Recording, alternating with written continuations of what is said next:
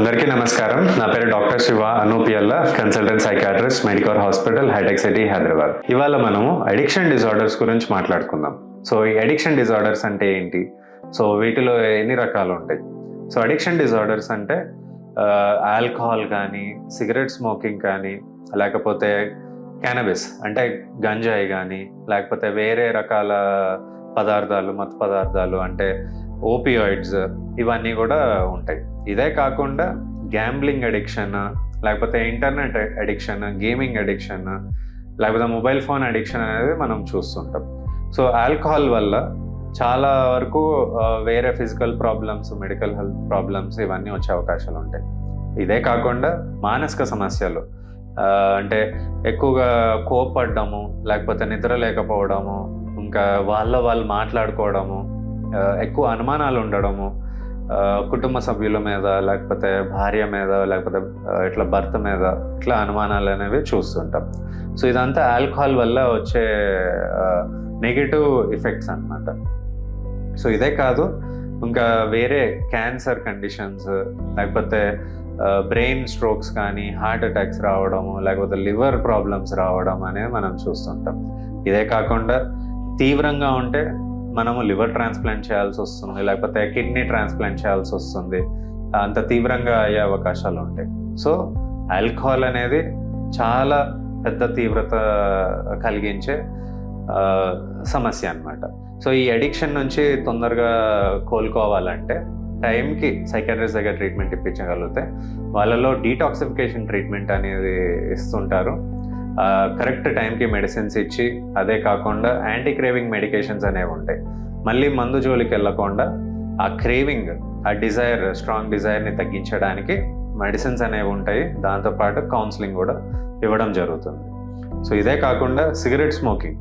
So cigarettes వల్ల వచ్చే అనర్థాలు చాలా ఎక్కువ. లంగ్ క్యాన్సర్స్ రావడము, హార్ట్ అటాక్స్ రావడము, ఇంకా కిడ్నీ, లివర్, అన్ని సమస్యలు వచ్చే అవకాశాలు ఉంటాయి. సో దీన్ని ఎంత తొందరగా మనము దూరం చేయగలిగితే అంత మంచిది. దీనికి కూడా మెడిసిన్స్ ఉంటాయి సిగరెట్స్ ఆపడానికి.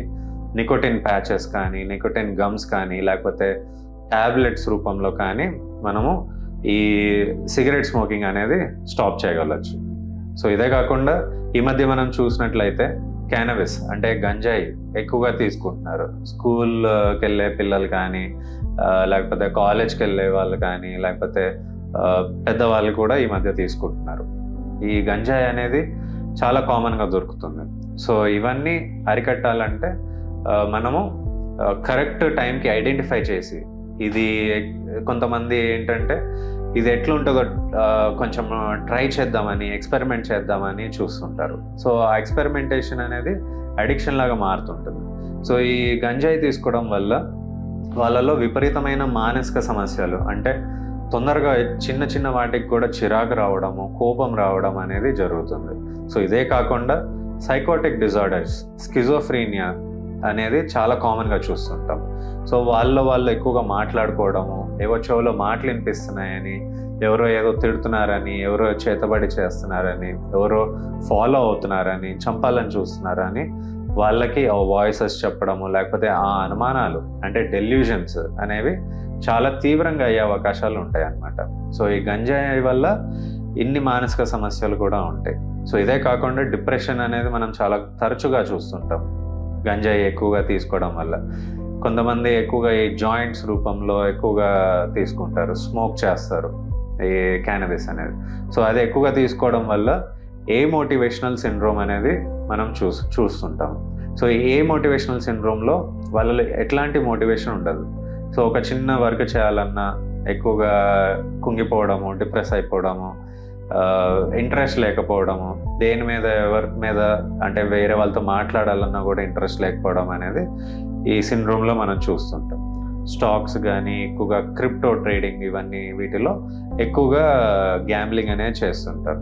సో ఇది కూడా ఒక type of addiction. So gambling అడిక్షన్కి కూడా మెడిసిన్స్ అనేవి ఉన్నాయి. మెడిసిన్స్తో పాటు సైకాట్రిస్ట్ దగ్గర ట్రీట్మెంట్కి రాగలిగితే ఈ సమస్యలకి మీకు ట్రీట్మెంట్ అనేది దొరుకుతుంది. Thank you.